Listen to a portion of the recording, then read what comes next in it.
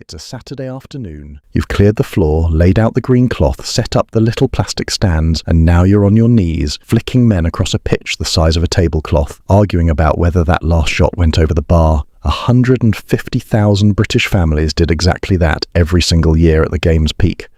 Then one day, the set started gathering dust. Here's how that happened. The story of Subbuteo starts in a back bedroom in Tunbridge Wells, which is almost perfectly British, and with a man called Peter Adolph, which is almost perfectly not. Adolph was an RAF veteran, an ornithologist, and someone who had recently walked out of a bookkeeping job at the pensions office following a row with a superior, which tells you everything you need to know about him.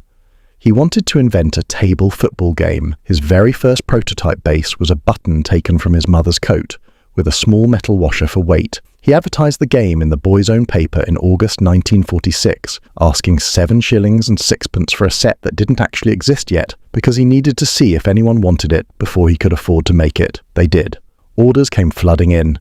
The first sets shipped in March 1947. He wanted to call it the Hobby. The trademark office said no, too generic. So Adolph, being an ornithologist, looked up the Latin name of the hobby falcon, which is Falco Subbuteo, and registered that instead. The word literally means close to a buzzard. The game that would define British childhood for the next 4 decades was named after a bird that isn't quite a buzzard. Not exactly, but close. The game grew slowly at first and then very quickly. The original flat cardboard figures gave way to celluloid ones, and then in 1961 Adolph introduced a 3-dimensional hand-painted plastic player, the figure that would become the classic heavyweight, recognizable to anyone who grew up in the 60s or 70s. The timing was important. England won the World Cup in 1966, and Subbuteo was right there, on every high street, in every toy shop, ready to take the order. Sales surged. By the early 70s, the game had spread across Europe to South America, to wherever football was played and boys had bedroom floors. Bill Shankly, the Liverpool manager, famously used a Subbuteo set to demonstrate tactics to his players, flicking the opposing team's figures off the pitch for dramatic effect, which, if you knew anything about Bill Shankly, is exactly what you'd expect. The figures were also painted by hand, and not in a factory. Subbuteo farmed out the work to home-based workers in the Tunbridge Wells area, with drivers dropping off bags of unpainted plastic and collecting the finished teams. At the game's height, hundreds of people in Kent were employed doing exactly that. Not a corporation. A cottage industry that somehow became a national obsession. So that's what existed. A game built from a button and a washer, painted by hand in someone's front room, that became the default Saturday afternoon for a generation of British boys. Now here's what happened to it. Because the way it died is actually more interesting than the way it lived. The first thing was the ownership change. In 1969, Waddingtons, the people behind Monopoly and Cluedo, bought Subbuteo from Peter Adolph.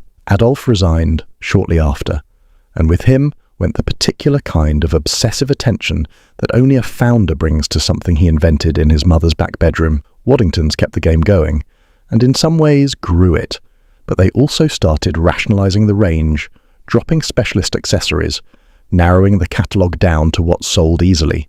And then in 1994, Waddingtons was bought by Hasbro, the American toy giant, for whom Subbuteo was a minor line in a very large portfolio, not a legacy, a product code. Under Hasbro, marketing support dried up almost completely.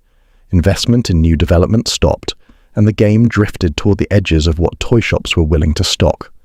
The people who had grown up with it were now adults with children of their own, but nobody was making the case for Subbuteo to those children, and children don't buy things nobody makes a case for. The second thing was the PlayStation, and suddenly your dad's argument for Subbuteo, get off the sofa, use your hands, play properly, had no answer, because FIFA had commentary. It had your actual team. It had everything Subbuteo couldn't give you, and nothing it could. Under Hasbro, with no meaningful marketing and no investment in the brand, Subbuteo had nothing to offer against it. Not a rival, a relic.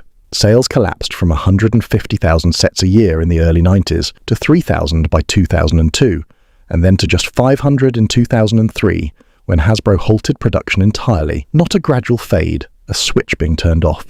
The Undertones put Subbuteo on a single sleeve in 1980, and it reached the top 5.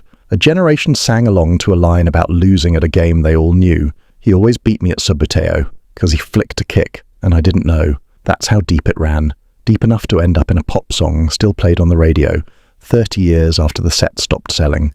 What is easy to forget is how much of a Saturday afternoon the whole thing took. Subbuteo wasn't something you picked up and put down in 20 minutes.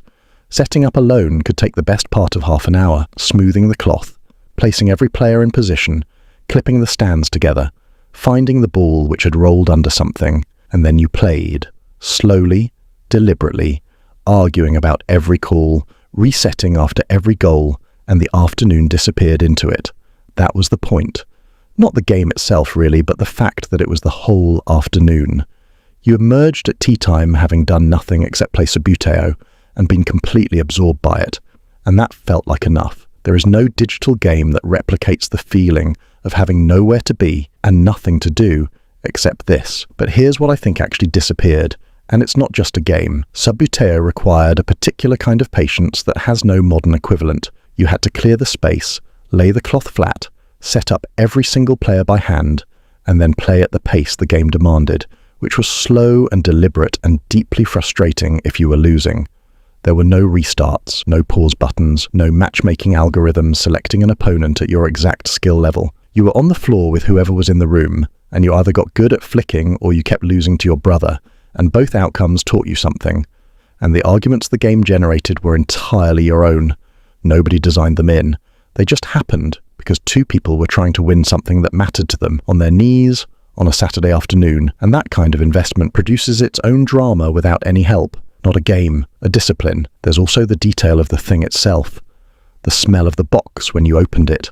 That specific mixture of cardboard and painted plastic that existed nowhere else. The weight of the little men in your hand. Small enough to lose down the back of the sofa and precise enough to flick properly when you got the angle right. The way the goalkeeper worked, on a little rod you slid back and forth, which felt nothing like the real thing, and somehow felt exactly like it. The green cloth that never quite lay flat and had to be smoothed down before every match, and develop creases at the folds that altered the run of the ball in ways you learned to account for. The ball itself, so light it would drift off course if someone opened the door. And the figures, hand-painted, imprecise, yours in a way that a digital avatar never quite manages to be, because you had touched every single one of them. All of that texture is gone without anyone really marking the moment it went. Subbuteo still exists, technically. It was relaunched in 2012 and is currently in production. Available in toy shops and online, a handful of people still play it competitively. FISTF, the International Federation of Sport Table Football, runs World Championships, and the 2024 edition came home to Tunbridge Wells, which is a beautiful footnote. Not gone, just no longer the thing it was. Search FIFA on any games console tonight. It will load in under 10 seconds. Subbuteo is still out there. On eBay, in attic boxes, in the memory of everyone who ever lay on a bedroom floor with their nose 6 inches from a green cloth, willing a tiny plastic figure to connect with a ball the size of a marble, the goals made of wire, the players who never quite stood up straight, the game that asked you to slow down, pay attention, and earn every single chance. It was built on the idea that the best version of football you could play on a Saturday afternoon was the one you played with your hands and your patience on a floor that wasn't quite big enough. It never needed to be more than that. Tell me in the comments, what teams did you have, who painted them, and did you ever actually finish a full match without an argument? And if anyone out there played in a proper Subbuteo league, I want to know everything. If you found this worth your time, subscribing helps me know there's interest in these topics.